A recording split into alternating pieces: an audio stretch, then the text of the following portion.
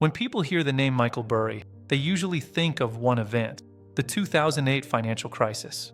They remember the man who predicted the crash. What they forget is that Burry never set out to predict anything. He set out to read balance sheets correctly when everyone else refused to. Michael Burry's biggest investing lesson is not about timing markets or betting against the system. It is about intellectual independence under extreme pressure. Burry's career is a case study in what happens when facts diverge sharply from consensus, and how costly it can be to act on those facts before others are willing to accept them. This is not a story about bravado. It is a story about process, discipline, pain, and eventually, vindication. Michael Burry was born in 1971 and trained as a medical doctor. He earned an MD from Vanderbilt University and began a residency in pathology. But during the late 1990s, Burry became deeply interested in investing. He taught himself accounting, financial analysis, and valuation by reading company filings line by line. In an era dominated by momentum investing and dot-com speculation, Burry focused obsessively on cash flows, assets, and liabilities. He published detailed analyses on online forums, gaining attention for his rigor rather than his predictions. In 2000, during the height of the dot-com bubble, Burry launched Scion Capital with roughly $1 million under management. When the Nasdaq collapsed between 2000 and 2002, falling nearly 80%, Burry made money by avoiding technology stocks and buying deeply undervalued companies with real assets. By 2004, Scion Capital managed over $600 million. This success reinforced Burry's belief that markets routinely misprice risk when narratives override accounting. Michael Burry's defining insight was not that the housing market would collapse. It was that mortgage math did not work, and that this fact was hidden in plain sight. Between 2003 and 2005, U.S. housing prices rose rapidly. Mortgage lending standards deteriorated. Adjustable rate mortgages with teaser rates became common. Loan-to-value ratios increased. Documentation standards collapsed. Burry read the prospectuses for mortgage-backed securities. He examined loan-level data. What he saw was alarming. Default rates were rising even while home prices were still increasing. This violated basic assumptions used by rating agencies. Burry realized that many subprime mortgages would reset to higher interest rates in 2007 and 2008, causing borrowers to default en masse. The securities backed by these loans were rated AAA, despite being fundamentally unstable. Burry did not predict a date. He identified structural inevitability. In 2005, Burry began contacting Wall Street banks to buy credit default swaps on subprime mortgage bonds. These instruments allowed him to bet against mortgage securities by paying annual premiums. At first, banks were confused. They did not understand why anyone would want to short housing. Eventually, they realized they could collect premiums immediately while pushing perceived risk into the future. By mid-2006, Burry had committed over $1.3 billion notional value in swaps, paying tens of millions per year in premiums. The trade caused severe volatility in Scion's performance.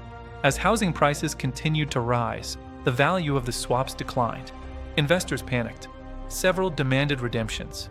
Burry temporarily restricted withdrawals, citing the long-term nature of the investment. This decision made him deeply unpopular.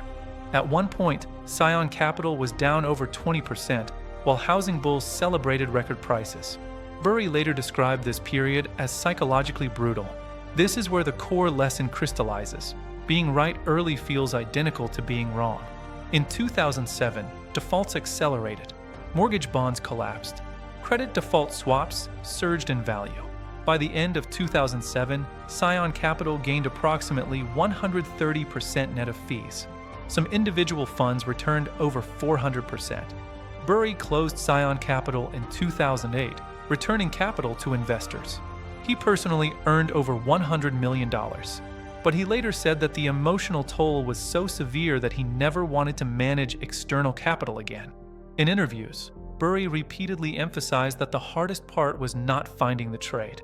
It was enduring the period where facts were correct, but prices were not. Michael Burry's biggest investing lesson is that markets are driven by stories first and numbers later. When narratives dominate, mispricing can persist far longer than rational models suggest. Burry famously said, "I may be early, But I'm not wrong. This was not arrogance. It was an observation about human behavior. People do not abandon comforting beliefs easily. Institutions especially resist acknowledging systemic flaws. Burry understood that markets are not efficient in real time. They are eventually efficient, often violently so. This lesson explains Burry's later behavior. After 2008, he avoided publicity. He invested in unpopular sectors. He warned repeatedly about passive investing distortions, index concentration, and liquidity mismatches. Whether one agrees with his later positions or not, the pattern remains consistent. Burry looks for structural fragility, not valuation anomalies. Burry's approach is deeply concentrated. He often holds a small number of positions with high conviction. This amplifies both gains and psychological stress. He once stated that diversification protects ignorance, not insight. This echoes Charlie Munger, whom Burry has cited approvingly. But concentration has costs. Burry's funds experienced extreme volatility. His reputation suffered during periods of underperformance. He was mocked publicly before being proven right. The lesson here is not that concentration is superior. It is that true conviction demands tolerance for pain.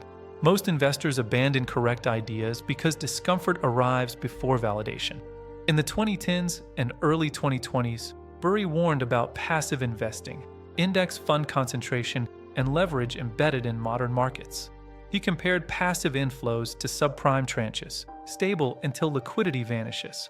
He argued that price discovery weakens when capital allocation becomes automatic. He did not predict immediate collapse. He highlighted systemic vulnerability. Once again, his message was misinterpreted as doom-mongering. Once again, his focus was structure, not sentiment. Michael Burry's biggest investing lesson is not short bubbles. It is trusting evidence over consensus, even when the cost is isolation. Burry did not win because he was contrarian. He won because he was correct and patient. He accepted underperformance, criticism, and emotional stress as the price of independent thinking. Most investors cannot, and will not, pay that price. Markets reward conformity in the short term and punish it in the long term. Michael Burry's career proves that the greatest risk is not volatility. It is outsourcing judgment. That is his real lesson, and it remains profoundly uncomfortable.